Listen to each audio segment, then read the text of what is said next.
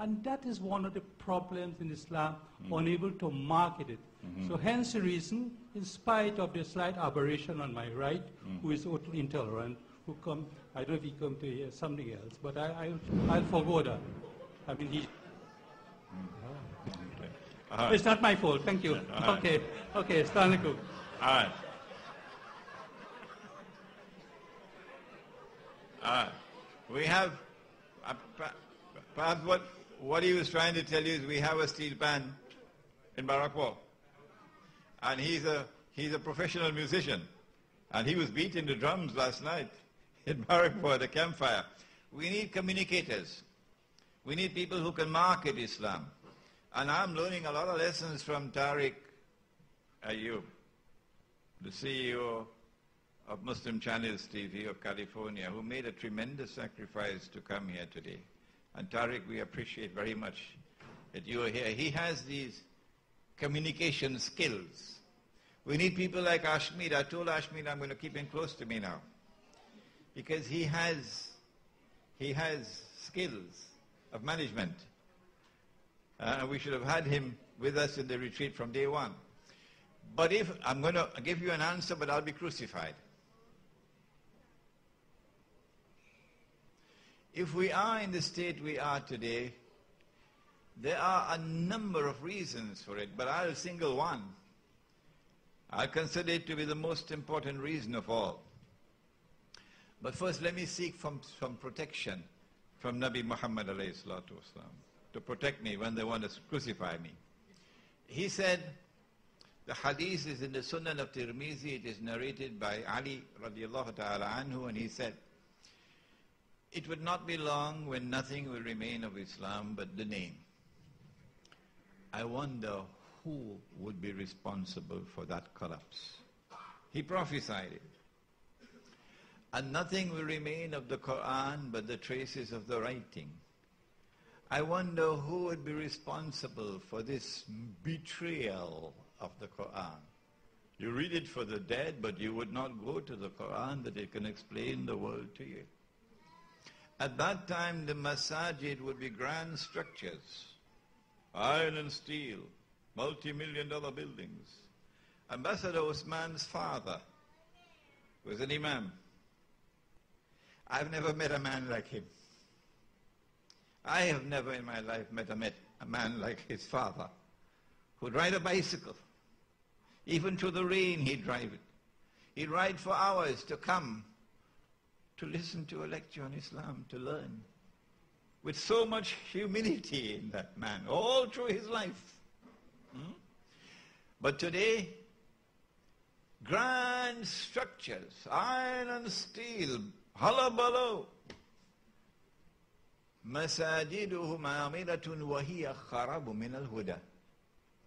But the masajid are devoid of guidance.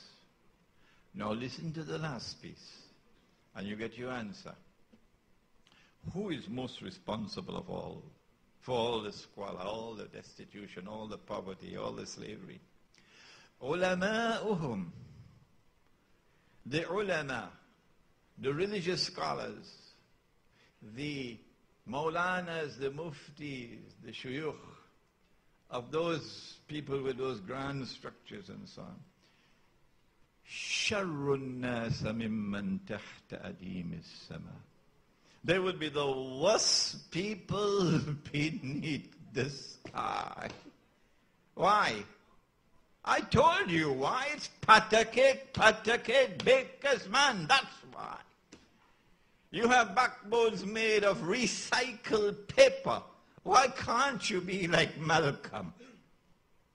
That's why.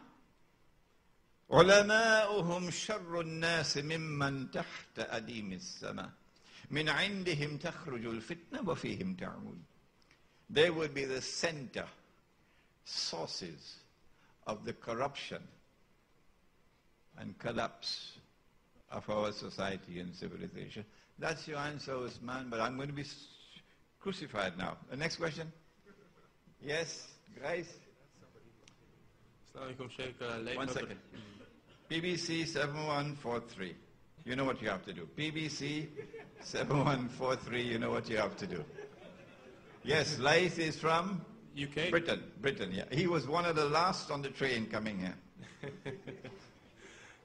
Mashallah, Sheikh, commiserations to your speech. It was very good, mashallah, once again. Just wanted to clarify, really, a lot of us are going to go back to our countries, and we want to replicate or challenge people on a lot of the things that we've learned, especially the methodology and how you explain things. Many of us don't know Arabic, one person being myself.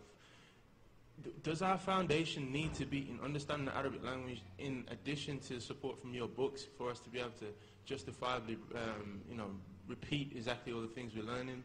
Do we have to build that foundation first, or is your books just sufficient and the English text sufficient to be able to articulate the message as you have to us? My teacher of blessed memory, Maulana Fadlur Rahman Ansari rahimahullah, spoke about different levels of understanding the Quran, the message of Islam. There's a basic level for the common people. But if you want to challenge the oppressor intellectually, you've got to rise higher than the basic level. You have to, at the highest level, you've got to probe. He calls it the probe level. Read that book, The Quranic Foundations and Structure of Muslim Society. The Malaysian edition, I think, is all sold out, but the Pakistani edition is at the back there. And it's a cheaper cost as well. He calls it the probe level. And if you want to study the religion at the probe level, to be able to discover the guidance in the Quran with which to understand the world that is unfolding around you today and to respond to it, then you'll need the Arabic language. There are pearls in the Quran, pearls. And you have to be guided to each pearl to discover it. And then in Maulana's inimitable description, you have to be able to bring the pearls together to make the necklace. He calls that the system of meaning of the subject. And I think it was on Thursday we talk about that methodology for study.